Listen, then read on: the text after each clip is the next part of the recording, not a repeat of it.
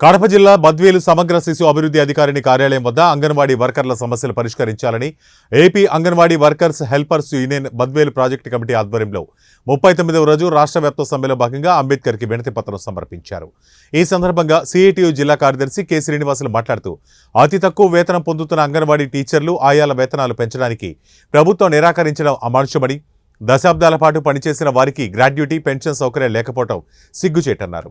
అంగన్వాడీల సమ్మెకు లబ్ధిదారులు, ప్రజలు, సంఘాలు, రాజకీయ పక్షాల మద్దతు ఉందని, సమ్మె భవిష్యత్తులో మరింత ఉధృతం అవుతుందని హెచ్చరించారు.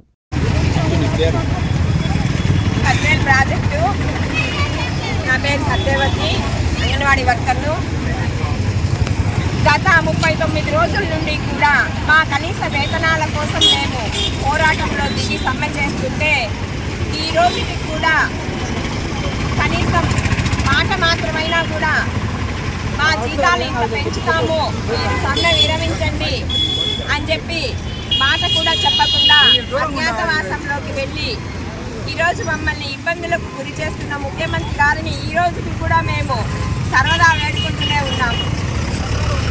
ఈరోజు ఉద్యోగాలు పోతాయి అని చెప్పి టీడీపీ గారు బెదిరిస్తున్నారు. ఈ తరుణంలో కూడా మేము బెదరకుండా ఐక్యంగా పోరాటం 39వ రోజు పోరాటం నిర్విఘ్నంగా చేస్తూనే ఉన్నాము. కనీసం జీతాలు పెంచుతారేమోనని ఒక్కవోని ఆశతో, దీక్షతో కూడా పోరాటం చేస్తున్నాము. ఈరోజు అంబేద్కర్ రాసిన రాజ్యాంగాన్ని, విలువలను కాపాడండి అంటూ ప్రజలను వేడుకుంటూ అంబేద్కర్ గారికి వినతి పత్రాన్ని కూడా ఇస్తున్నాము. అంబేద్కర్ రాసిన రాజ్యాంగంలో మహిళలను కాపాడాలి, కులమత భేదాలు లేకుండా అన్న రాజ్యాంగ రూపుదారులలో ఈరోజు మహిళలకు విలువ లేకుండా రోడ్డు పాలు చేసి అక్కడ రాష్ట్ర స్థాయిలో ఆమరణ నిరాహార దీక్షకు ఈ రోజుకి 3వ రోజు చేరుకున్నది.